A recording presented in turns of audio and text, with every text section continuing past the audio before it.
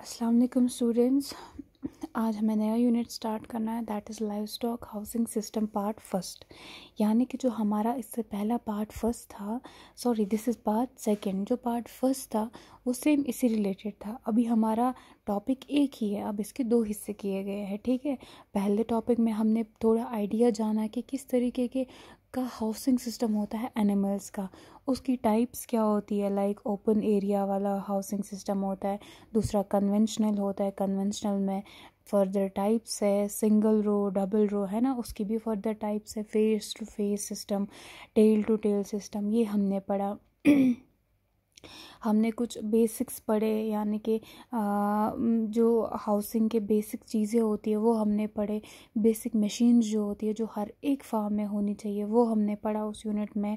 और basic equipments, ठीक है ना, वो कुछ इक्विपमेंट्स के रिलेटेड हमने पढ़ा। तो ये आया हमारा पार्ट वन में। पार्ट सेकंड में हमें क्या पढ़ना है, principles of animal housing layout. यानी कि अगर हमें एक डेयरी फार्म बनाना है, ठीक है, उस डेयरी फार्म का लेआउट, उसका डिज़ाइन, वो किस तरीके का बनाना है, हमें क्या प्लानिंग करनी है, क्या क्या चीज़ें हमें ध्यान में रखनी है, वो हमें इस यूनिट में पढ़ना है, ठीक है। पहले इसने थोड़ा बताया है कि grouping of kettles in A dairy heard. देखो क्या होता है, एक डेयरी फार्म में एक दो जानवर नहीं होंगे ना, बहुत सारे जानवर होते हैं, ठीक है। अब इन जानवरों को हमें एक साथ नहीं रखना चाहिए। इन जानवरों को क्या करते हैं, ग्रुप्स बनाए जाते हैं इन जानवरों के, ठीक है। इन जानवरों के ग्रुप्स बनाए जाते हैं। लाइक जो यंग होते हैं उनको अलग रखते हैं, न्यूट्रिशन जिनको देते हैं, रिक्वायरमेंट ऑफ न्यूट्रिशन किनको कितनी होती है उस बेसिस पे भी अलग रखते हैं। जो अडल्ट जानवर होते हैं उनको भी अलग रखते हैं। बुल्स होते हैं उनको अलग रखते हैं। जो बीमार जानवर होते हैं उनको अलग रखते हैं। जो प्रेग्नेंट काउज होती है, बीमार एनिमल्स होते हैं, ब्रीडिंग बुल्स वगैरह होती है, इन सब के लिए हमें अलग से सेपरेट ग्रुप रखना चाहिए, ठीक है ना। तो ग्रुपिंग इसलिए की जाती है, इससे क्या होता है कि लेबर जो होता है वो कम लगता है, ठीक है ना। इजीली मैनेज हो जाती है चीज़ें फार्म में, ठीक है। इजी होता है मैनेज करना। एनिमल्स, सब एनिमल्स को एक साथ रखें तो प्रॉब्लम होगी जाए। लाइक अगर हम एक छोटे से बिचड़े को एक बुल्लों के साथ रखेंगे, गायों के साथ रखेंगे, कितनी प्रॉब्लम, वो किक करते हैं या फाइटिंग होती है आपस में, तो नुकसान होता है एक दूसरे को। तो हमें on the basis of such things जो मैंने आपको बोली, इस बेसिस पे क्या किया जाता है, हम एनिमल्स को ग्रुप में रखते हैं, ग्रुपिंग करते हैं हम एनिमल्स की, ठीक है ना। अब जो ये ग्रुप ऑफ एनिमल्स है इनको मतलब अलग अलग जगहों पे रखना है ना। तो इसका मतलब हमारे जो फार्म है उसके डिफरेंट सेक्शंस होने चाहिए, ठीक है। तो उस तरीके से फार्म बनाया जाता है। जैसे कि आप बता रहा है कि लेआउट ऑफ एनिमल हाउसिंग कैसा होना चाहिए, यानी कि कैसे हमें बनाना है एक फार्म। हमें सारी चीज़ों का ध्यान रखना है, हर एक चीज़ हमें एक ही जगह नहीं रखनी है, अलग अलग जगहों पे रखनी है। उन जगहों को दिमाग में रखते हुए, ध्यान में रखते हुए हम एक प्लान बनाते हैं कि डेयरी फार्म हम कैसे बनाएं, ठीक है। जैसे बता रहा है कि डेयरी फार्म जो होता है इसके डिफरेंट सेक्शंस होते हैं ना, डिफरेंट सेक्शंस। लाइक मैं आपको एग्जांपल दूँ, अगर हमें ही कोई घर बनाना है अपने लिए, ठीक है, हम पहले थोड़ा लेआउट प्लान करते हैं कि हमें कहाँ पे किचन रखना है, कहाँ पे बैठने की जगह रखनी है, कहाँ पे गेस्ट रूम रखते हैं, है ना। तो इसका मतलब हम एक घर के भी अलग अलग सेक्शंस बनाते हैं। बाथरूम होता है वो भी अलग से होता है।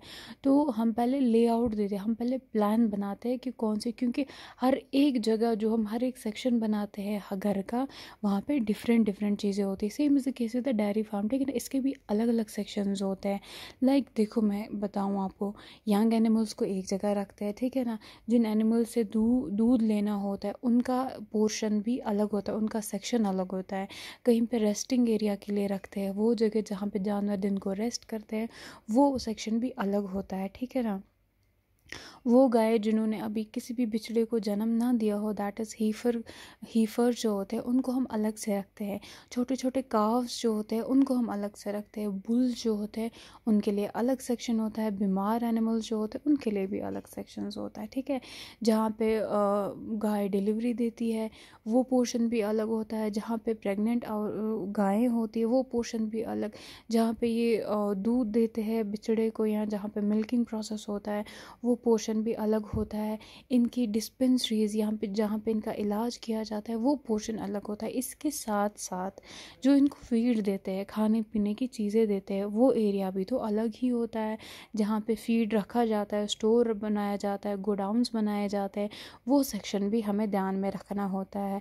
अब मिल्किंग करते हैं हम, उसके लिए जो बर्तन लगते हैं, जिस स्टोर रूम में जिस सेक्शन में वो बर्तन वगैरह रखते हैं वो पोर्शन अलग होना चाहिए। अब जो मैन्योर बनता है वो सेक्शन अलग होना चाहिए, है ना। कितनी चीज़ें आ गई इसमें। यानी कि अगर हमें एक डेयरी फार्म बनाना है, लेआउट उसका इस तरीके से रखना है कि हर एक चीज़ कवर हो जाए। मशीन्स का इस्तेमाल होता है, उसका सेक्शन अलग होता है ना। उसके बाद लाइक फर्टिलाइज़र्स वगैरह, फोडर, इनका फीड, वो सारा अलग होता है, ठीक है। तो ये है लेआउट ऑफ एनिमल हाउसिंग का कंसेप्ट थोड़ा, कि अब अगर हमें लेआउट बनाना है एक एनिमल हाउसिंग का, एक जानवरों के एक डेयरी फार्म का अगर हमें डिज़ाइन देना है तो हमें किन किन चीज़ों का ध्यान रखना है, ठीक है।